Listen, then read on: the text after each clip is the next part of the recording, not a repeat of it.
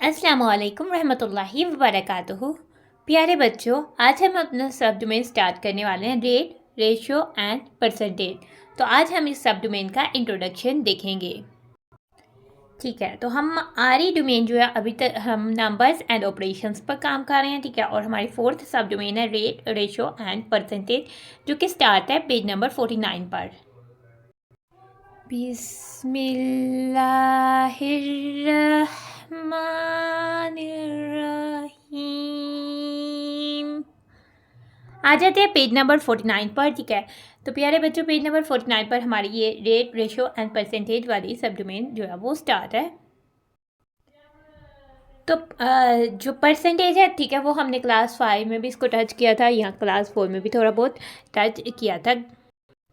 ज़्यादातर हमने इसको ग्रेड 5 यानी पिछली क्लास में जो है देखा सीखा है। ठीक है, रेट और रेशियो हमारे एक न्यू टर्म्स हैं जो कि हम इस क्लास में यानी ग्रेड 6 में फर्स्ट टाइम जो है वो स्टडी करने वाले हैं। ठीक है, तो ठीक है, तो इनके मीनिंग्स हम देख लेते हैं। ठीक है, रेट बेसिकली कंपैरिजंस करता है टू क्वांटिटीज़ में टू अनलाइक क्वांटिटीज़ में, यानी कि हम कह सकते हैं कि अगर जैसे कि कह सकते हो आपके कॉस्ट ऑफ 3 kg राइस ₹500 है। ठीक है, तो कास्ट ऑफ 1 kg राइस क्या होंगे, यदि पर केजी आपने फाइंड करना है, या पर केजी 1 kg को पर केजी कहते हैं, और वो बेसिकली रेट है। ठीक है, जैसे कि अगर एक कार ट्रैवल करती है तो वो पर और कितना ट्रैवल करती है, यानी कि 1 घंटे में कितना ट्रैवल कर लेती है। तो इस तरह से ये होता है रेट। दो अनलाइक क्वांटिटीज़, दो एक जैसी क्वांटिटीज़ ना हो, या क्वांटिटीज़ जिनकी काइंड सेम ना हो। ठीक है, जैसे कि और स्पीड को हम मेजर कर रहे हैं कि कितना डिस्टेंस वो कवर करती है, कितने टाइम में। तो डिस्टेंस तो किलोमीटर मीटर में होगा, और जो टाइम है वो आवर्स या सेकंड या मिनट्स में होगा। तो इस तरह से दो क्वांटिटीज़ डिफरेंट काइंड्स की को कंपेयर करने के लिए हम रेट को यूज़ करते हैं। अब आ जाते हैं नेक्स्ट टाइम रेशो। ठीक है, रेशियो बेसिकली दो लाइक क्वांटिटीज़ या दो से ज़्यादा भी हो सकती हैं लाइक क्वांटिटीज़, यानी एक जैसी क्वांटिटीज़ या क्वांटिटीज़ जिनकी काइंड भी सेम हो और जिनका यूनिट भी सेम हो, उनको कंपेयर करने के लिए हम रेशियो को यूज़ करते हैं। बेसिकली रेशियो भी कंपैरिजन ही करती है। जैसे कि आप कंपेयर करें वेट ऑफ राइस और weight of sugar in KG. ठीक है, ये नहीं कि आपने शुगर को ग्राम में और कंपेयर कर रहे हैं उसको राइस को किलोग्राम में। यह ठीक है, प्राइस ऑफ 1 किलोग्राम राइस और प्राइस ऑफ 1 किलोग्राम शुगर, इस तरह से आप कंपेयर करें तो वो आप उसके लिए रेशो को यूज़ कर सकते हैं। एंड और आ जाता है परसेंटेज। ठीक है, परसेंटेज हम सब बच्चों को इतना तो पता है कि हमारी जैसे कहती है कि आपके इतने परसेंट मार्क्स आए हैं। ठीक है, तो आपके मार्क्स को परसेंटेज में कन्वर्ट किया जाता है। ठीक है, परसेंटेज का मतलब होता है पार, और सेंट का मतलब होता है सेंचुरी, आपने सुना होगा, यानी 100। ठीक है, मैचेस में भी अक्सर सेंचुरी का वर्ड यूज़ होता है कि इसने सेंचुरी कर ली है, यानी कि इसने 100 स्कोर्स कर लिए। ठीक है, परसेंटेज यानी कि पर 100। तो बेसिकली पर 100 यानी किसी भी जो नंबर जो आप मार्क्स लेते हो उसको 100 में से कैटेगराइज, यानी उसकी डिस्ट्रीब्यूशन 100 डिवीजन्स कर दी जाती है, उनमें से बताई जाती है कि आपने इतने डिवीजन्स इतने स्कोर जो है वो गेन किए हैं। तो ठीक है, परसेंटेज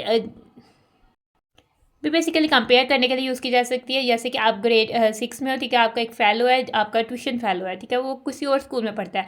ठीक है, आपके मार्क्स आए हैं 700 आउट ऑफ, यहाँ आपके मार्क्स आए हैं लेट्स सपोज के 550 आउट ऑफ 800। तो आपके दोस्त के मार्क्स जो है वो टोटल जो है 600 में से आया। ठीक है, उसके मार्क्स आए हैं 350 ओवर 600। तो आप उसको किस तरह से कंपेयर करोगे, उसके मार्क्स अलग नंबर्स में से आए हैं और आपके अलग नंबर्स में से। तो इसके लिए तरीकाकार ये होता है कि आप अपने मार्क्स की परसेंटेज और अपने दोस्त के मार्क्स की परसेंटेज निकालोगे, और देन आप बता दोगे कि जिसकी परसेंटेज ज़्यादा होगी उसके मार्क्स ज़्यादा होंगे। ठीक है, तो ये टर्म्स तो हमने इस चैप्टर में डिस्कस करनी है। ठीक है, इसके अलावा मेजरमेंट का एक पोर्शन टाइम था। ठीक है, तो इसमें हम टाइम को मेजर करते थे, टाइम को भी हम इस चैप्टर में सीखेंगे, और इसके अलावा डिस्टेंस, स्पीड और टाइम का आप इसका रिलेशन भी जो है वो हम इस चैप्टर इस सब डोमेन में सीखने वाले हैं। अब आ जाते हैं हम स्टूडेंट्स लर्निंग आउटकम्स। तो प्यारे बच्चों, आप इस चैप्टर को करने के बाद, इस सब डोमेन को करने के बाद किस काबिल हो जाओगे ठीक है, तो इसमें कुछ लर्निंग आउटकम्स जो है वो आपको बताए गए हैं। ठीक है, डिफाइन एंड कैलकुलेट रेशियो। ठीक है, आप रेशियो को बता भी सकते हो कि रेशियो क्या है, और उसको कैलकुलेट भी कर सकोगे, यानी कि आप इसको फाइंड भी कर सकोगे कि इक्वालेंट रेशियो क्या है। आप इसको भी बता सकते हो कि इक्वालेंट रेशियो क्या है, और इसको कैलकुलेट भी कर सकते हो। ठीक है, दो रेशियोज किस तरह से इक्वालेंट होते हैं ये आप इसको आगे जाके करना सीख जाओगे। ठीक है, तो उसके लिए आपको फ्रैक्शंस, इक्विवेलेंट फ्रैक्शंस और फ्रैक्शंस का कॉन्सेप्ट कॉन्सेप्ट अच्छे से क्लियर होना चाहिए, ठीक है। जैसे आपने ग्रेड 5 में फ्रैक्शंस को लोअर्स्ट फॉर्म में करके उसके इक्वालेंट फ्रैक्शन राइट डाउन करते थे, इस तरह से हम रेशियो को भी इक्वालेंट रेशियो में कन्वर्ट कर सकेंगे, ठीक है। इसके अलावा आप रेट को भी बता सकते हो, उसको डिफाइन कर सकते हो क्या है, और उसको कैलकुलेट भी कर सकते हो। परसेंटेज को भी बता सकते हो, उसको कैलकुलेट भी कर सकते हो। सेकंड पे आ जाते हैं, solve real life problems involving, ठीक है। अगर रियल लाइफ प्रॉब्लम्स यानी स्टेटमेंट वाले क्वेश्चंस आपके पास आ जाते हैं रेट रेशियो और परसेंटेज से रिलेटेड, आप उनको भी सोल्व कर सकते हो। और अपनी डेली लाइफ में भी अगर आपको कभी इन टर्म्स का यूज़ करना पड़े तो आप इन टर्म्स को यूज़ करते हुए अपनी प्रॉब्लम को सॉल्व कर सकते हो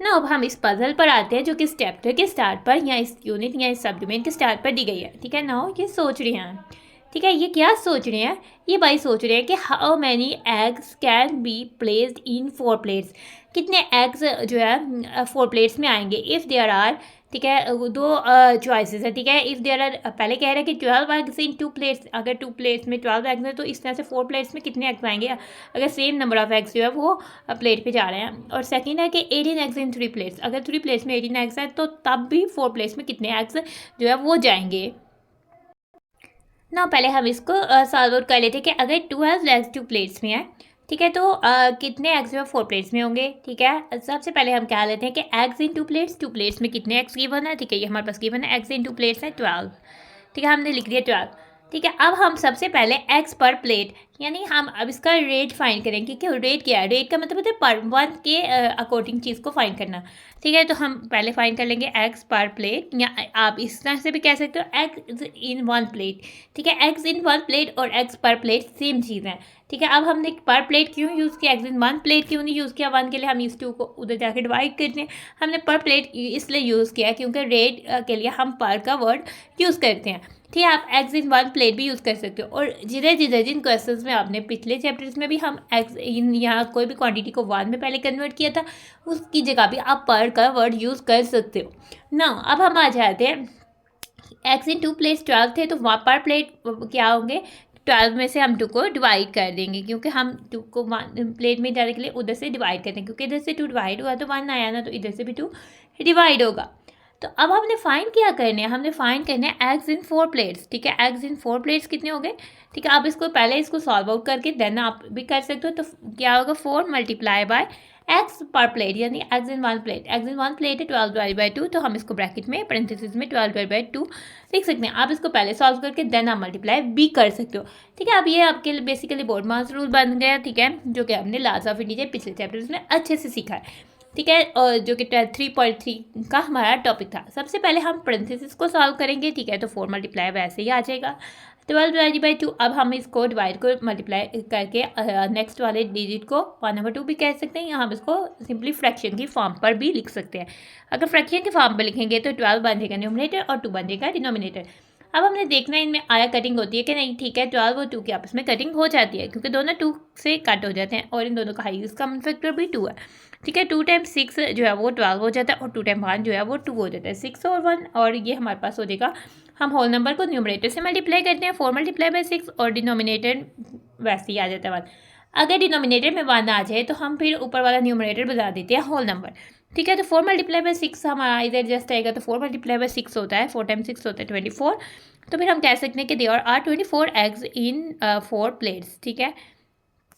तो ये वाली पजल हमने करी सॉल्व। अब नेक्स्ट पर आते हैं। नेक्स्ट में हमें कह रहा है 18 एग्स इन 3 प्लेट्स। अगर 3 प्लेट्स में 18 एग्स हैं, पहले हम फाइंड आउट करेंगे, बताएंगे कि गिवन क्या है, एग्स इन 3 प्लेट्स से हमारे पास है 18, ठीक है। तो हम एग्स पर प्लेट फाइंड कर लेंगे कि एग्स इन 1 प्लेट कितना होगा, वो हम 18 से इस 3 को जाकर डिवाइड कर देंगे, ठीक है। अब हमने पर यानी 1 से अब ज़्यादा जाना है क्योंकि हमने फाइंड आउट करना है कि एग्स इन 4 प्लेट्स, ठीक है। एग्स इन 4 प्लेट्स क्या हो जाएगा, अब 4 से मल्टीप्लाई किया तो इधर भी 4 मल्टीप्लाई बाय ये वाली टर्म को कर देंगे एग्स पर प्लेट, जो कि 18 डिवाइड बाय 3 था, जिसको हम पैरेंथेसिस में लिख देंगे, ठीक है। अब हम क्या करेंगे, पहले हम 4 मल्टीप्लाई बाय जो है 18 डिवाइड बाई 3 को 18/3 लिख लेते हैं, ठीक है।